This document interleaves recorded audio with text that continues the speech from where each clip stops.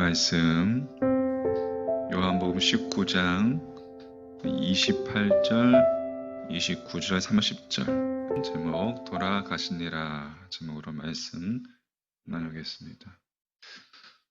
자, 이제 십자가에 못 박히신 예수님의 최후 모습을 이렇게 기록하고 있습니다. 30절 말씀에 보면 예수께서 신 포도주를 받으신 후에 이르시되 다 이루었다 하시고 머리를 숙이니 영혼이 떠나가시니라.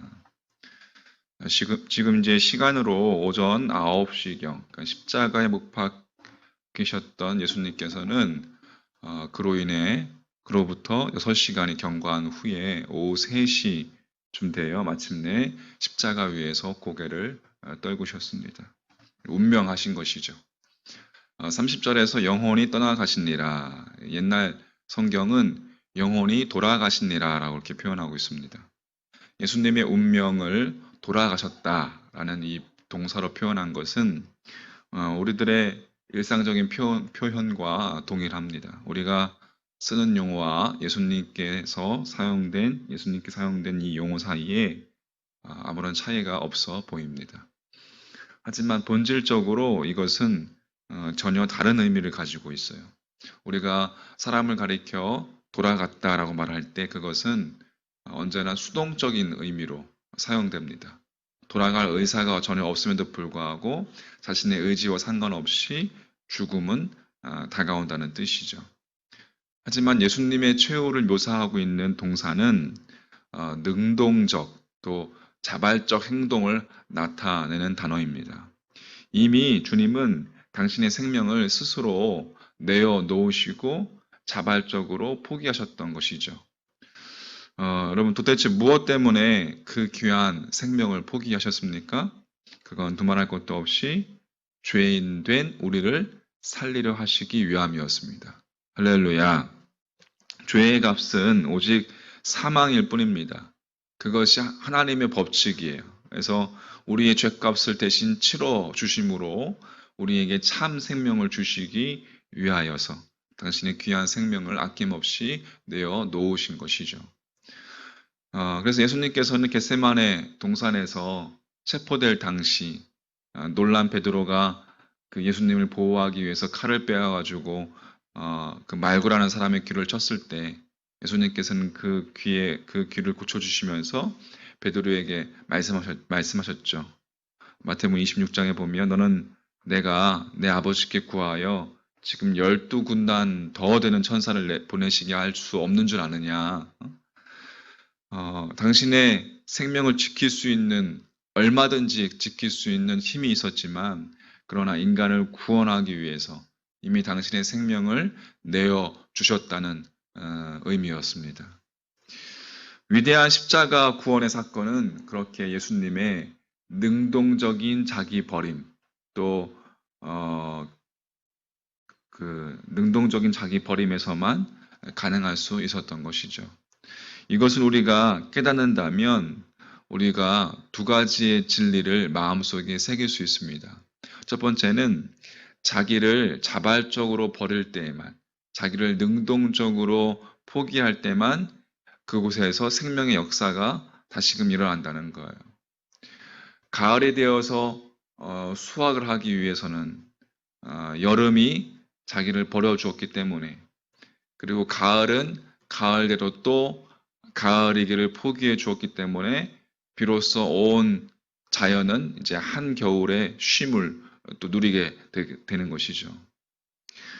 자기 버림, 자기 포기가 있는 곳에 생명의 역사가 있는 것은 하나님의 법칙이라는 겁니다.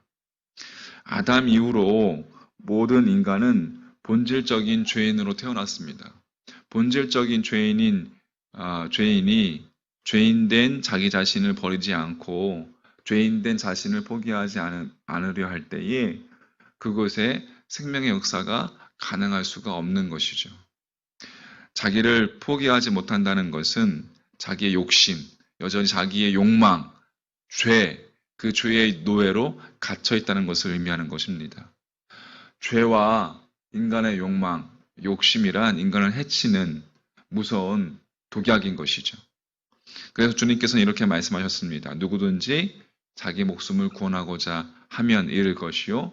누구든지 나와 복음을 위하여 자기 목숨을 잃으면 구원하리라. 할렐루야. 진리와 생명의 열매, 그리고 그 역사는 오직 자기 버림의 밭에서만 열매를 거둘 수 있게 되는 것입니다. 여러분, 소망하기는 죄와 욕심과 욕망을 오늘도 버리는 그러한 여러분과 저의 믿음이 되기를 간절히 소망합니다. 그렇게 진리의 열매를 맺기 위해서는 죄의 욕망을 버리는 것에서부터 시작된다는 것. 두 번째로 주님께서 우리에게 참 생명, 영원한 생명을 주시기 위해서 당신의 생명을 주저없이 포기하셨기 때문에 우리에게 일어나고 있는 크고 작은 일들과 또 지금 우리를 둘러싸고 있는 모든 상황들이 한결같이 우리가 생각해 보면 우리를 향한 하나님의 사랑이고 하나님의 은총임을 여러분 깨닫게 되는 것입니다. 기원전 586년 예루살렘은 바벨론의 침공으로 멸망하고 말게 되죠. 그 예루살렘 성은 철저하게 다 파괴되었고 많은 사람들이 포로로 끌려갔습니다. 모든 것이 절망적일 수밖에 없었던 상황, 모든 것이 힘들었던 어렵고 고난과 고통의 시간들. 그런데 바로 그때 하나님께서는 예레미야 선지자를 통해서 이렇게 말씀하셨습니다. 예레미야 예가 3장에 보면 그가 비록 근심하게 하시나 그의 풍부한 인자하심에 따라 긍휼히 여기실 것입니다. 주께서 인생으로 고생하게 하시며 근심하게 하심은 본심이 아니시로다. 예루살렘을 멸망시키고 이스라엘 백성들을 근심과 고난에 처하게 되는 것 그 자체는 하나님의 본심이다, 본심이 아니다? 하나님의 본심이 아니다라는 거예요. 하나님의 본심은 그 고난을 통해서, 그 고통을 통해서 자기를 버리지 못한 채 자기에게 집착하여 욕망의 노예가 되어버린 그 이스라엘 백성들이, 그 인생을 망치는 그 백성들이 하나님의 자녀로 바로 세워지는 것, 그것이 하나님의 마음이고 하나님의 본심이었습니다. 할렐루야. 그래서 하나님께서는 예루살렘이 멸망하기 19년 전에 이미 다니엘과 에스겔 등 선지자들을 미리 바벨론으로 보내셔서 그곳에서 이스라엘 백성들을 바로 세우실 계획을 진행하고 계셨던 것이죠. 그 결과 이스라엘 백성들은 하나님의 자비로우심 속에서 하나님께서 그들을 사랑하시는 그 사랑과 자비로움과 그 긍휼 속에서 새 사람이 되어서 예루살렘으로 귀환할 수 있었습니다. 오늘날 또 마찬가지입니다. 여러분, 여러 가지로 어렵고 힘든 고통의 시간들, 또 어려운 상황들을 우리가 처해 있습니다. 하지만 주님의 본심은 언제나 변함없이 우리를 사랑하시고 언제나 우리를 긍휼히 여기시고 언제나 당신의 자비하심으로 우리를 안아주시는 것이 하나님 아버지의 본심인 줄 믿습니다. 우리를 사랑하셔서 자기 생명까지도 내어놓으셨던 주님, 그 주님께서 우리와 함께 계시기 때문에 그분이 주님이시라면 비록 고통과 고난처럼 보일지라도 여러분 결국은 우리를 그 주님의 진리 안에서 바로 세우시는 하나님의 계획하심이고 우리를 인도하시는 하나님의 이끄심인 줄 믿습니다. 할렐루야. 생각하건대 현재의 고난은 장차 우리에게 나타날 영광과 비교할 수 없도다.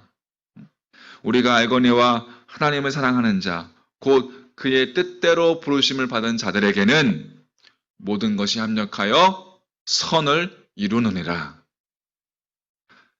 할렐루야. 자, 말씀을 정리합니다. 주님께서 당신의 생명을 우리에게 자발적으로, 능동적으로 이 십자가상에서 내어 놓으시기까지 잠잠히 우리를 사랑하셨습니다. 믿으십니까?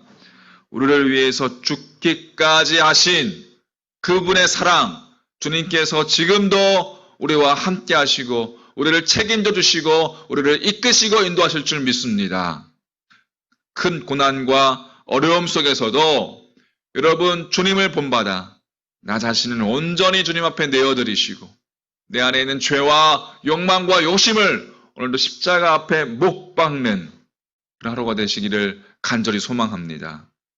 우리를 사랑하심으로 말미암아 그의 뜻대로 부르심을 입은 모든 하나님의 백성들, 주님의 사랑과 주님의 긍휼하심과 그 자비 안에서 진리의 사람으로 온전히 세워지기를 주님의 이름으로 간절히 축원합니다. 아멘.